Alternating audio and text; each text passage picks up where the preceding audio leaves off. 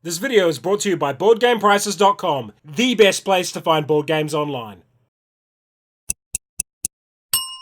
Kia ora koutou and welcome to Twilight Struggle in about 3 minutes. It is a game for 2 players. There is no solo mode. Playing time's around 3 hours. It's a pretty complex game. It's 1945 and World War II is over. In the aftermath of that horrific conflict, 2 global superpowers emerge, the United States and the Soviet Union, representing the ideologies of capitalism and communism. Through buying influence, coups and proxy wars, these superpowers battled across the world for 50 years. Can you lead your superpower to ideological triumph, or will you make the world burn in nuclear fire? You win if at any point you have 20 more victory points than your opponent. You also lose if the DEFCON track reaches 1 during your turn. If you make it to the end of the game, the winner is the player with the victory point advantage. Competitive. Only 1 player can win this titanic clash. Card management. All actions in this game are determined by cards. Area control. Growing your influence in different regions is the key to winning. Player turn. On your turn you will be dealt a hand of cards. There are 4 types of cards. The first 2 have US and Soviet aligned events on them. When you play a card matching your faction, you can choose to either play the event in the text below or spend the points in the star on operations. If the card is one of your opponents, you can play it for the operations points and the event automatically happens. You can choose if the event triggers before or after your operations. The other 2 card types are neutral cards,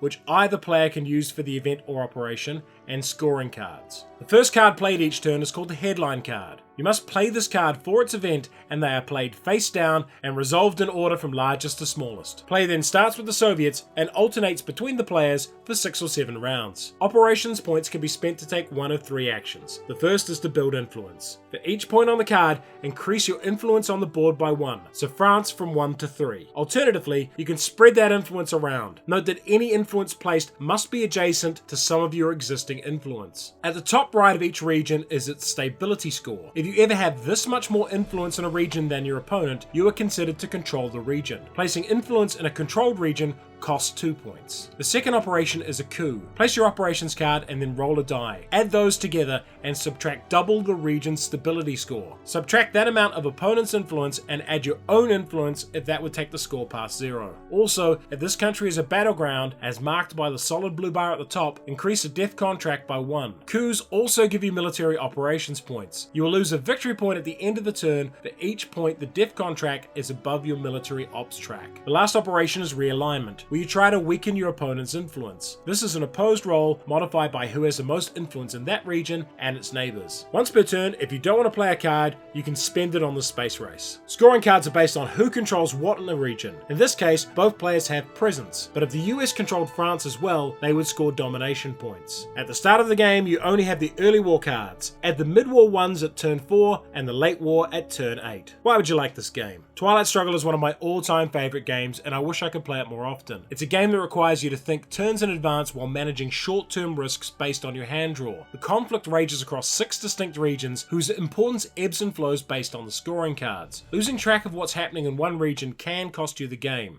And it's basically a giant history lesson on the Cold War. The cards are all about pivotal events and people, and that's backed up with more information in the rulebook. The best thing about this game is the card mechanics. Having a hand of your opponent's event makes for some really painful decisions. However, this is a long, complex game and not one that will appeal to people who want a light, breezy play experience. For a similar game about World War I, check out Paths of Glory. And if the war theme isn't for you, try 1960, The Making of a President. Twilight Struggle. We play it not because it is easy, but because it is hard. If you enjoyed this video, like it, subscribe to the channel, and check out our Patreon.